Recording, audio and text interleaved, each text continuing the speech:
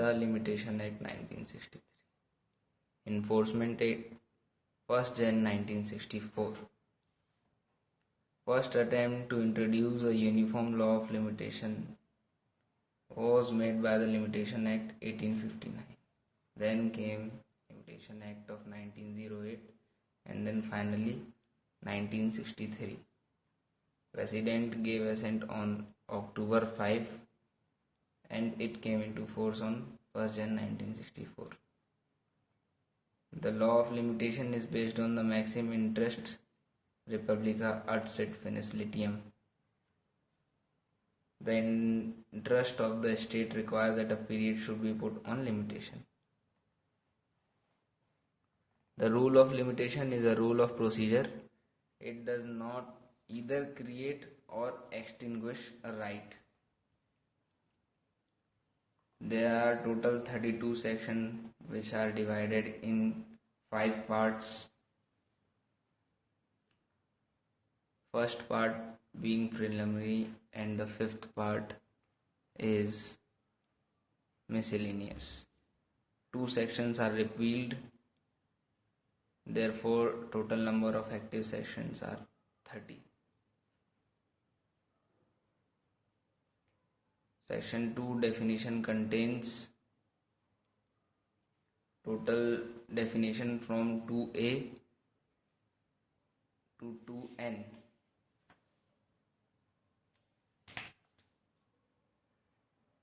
Some of the important definitions are 2A applicant, 2E defendant, and 2I plaintiff. 2A, 2E, 2I.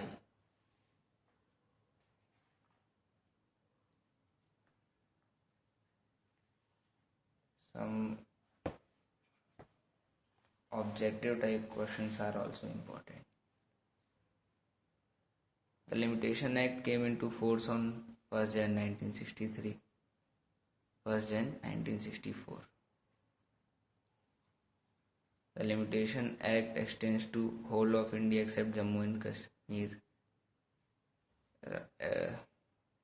It is the answer invariant now for the time being.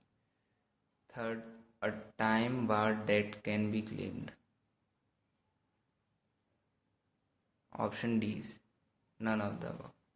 How many active sections are there in Limitation Act 1963? 30 sections. 2 are repealed. Which of the following section of Limitation Act deals with definition? Section 2 deals with definition. 6th, under Section 2L of Limitation Act, suit includes appeal, application, both A and B is the answer. 7th, which of the following section of Limitation Act defines applicant? 2A defines applicant, which includes petitioner. Which of the following section of Limitation Act defines defendant? 2E defines defendant. The word applicant as defined under Section 2A of the Act means petitioner, any person from or through whom applicant derives his right to apply, any person whose state is represented by applicant as executive, administrator, other representative. All of the above is the answer.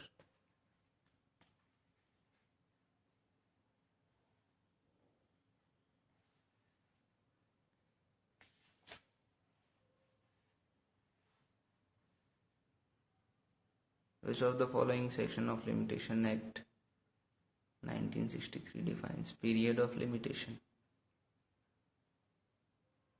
2J. Trustee as defined in Section 2N of Limitation Act does not include benamidar, mortgagee remaining possession after the mortgage has been satisfied, person in wrongful possession without title, all of the above. Answer is D. 12. Delay in filing the suit cannot be condoned. can be condoned under Section 3, can be condoned Order 7 Rule 6, can be condoned under Section 5 Limitation Act. Answer is A, cannot be condoned. 13. For the Section 4 of Limitation Act, court should be closed for the whole of the day.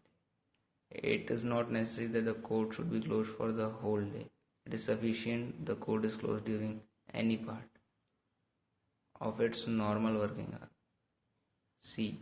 The court should be closed for substantial part of the day, if not for the whole of the day. D. The court should be closed for more than half working hours. Option is B. 14. Section 4 of Limitation Act applies to suit, appeal and application, both A and B, none. Answer is C, both A and B. It applies to suit, appeal and application as well. An order made on application filed beyond the period of limitation is irregular. The following, the power under Section 5 Limitation Act is 16 question. Which of the following ground held sufficient for condoning delay under Section 5 of the Limitation Act?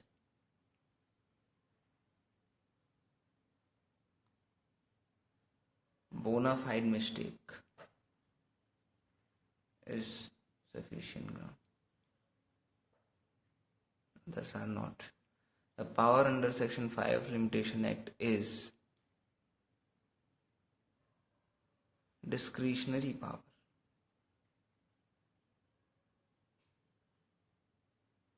Liberally, strictly construed, that is not the thing. Discretionary power. Delay under Section 18. Delay under Section 5 of Limitation Act can be condoned by a written application. This is common sense. 18.